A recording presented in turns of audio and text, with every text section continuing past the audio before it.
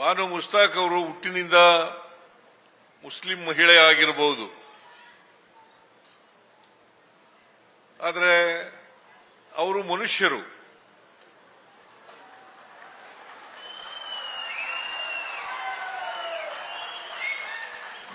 ಮನುಷ್ಯರನ್ನ ಪ್ರೀತಿಸಬೇಕೆ ಹೊರತು ಧರ್ಮದ ಆಧಾರದ ಮೇಲೆ, ಜಾತಿಯ ಆಧಾರದ ಮೇಲೆ ದ್ವೇಷಿಸಬಾರದು.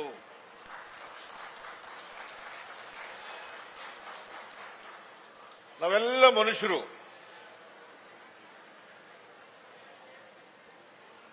ನಾವು ಪರಸ್ಪರ ಪ್ರೀತಿಯಿಂದ ಇರಬೇಕು ಹೊರತು ಪರಸ್ಪರ ದ್ವೇಷದಿಂದ ಇರಬಾರದು. ಅದು ಮನುಷ್ಯತ್ವದ ಲಕ್ಷಣ ಅಲ್ಲ. ಇತಿಹಾಸವನ್ನ ತಿರುಚಿ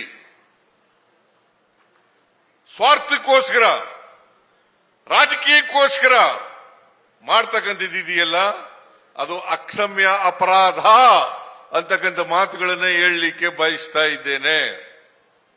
ಯಾರೇ ಆಗಲಿ ರಾಜಕೀಯಕ್ಕೋಸ್ಕರ ಬಳಸಬಾರದು.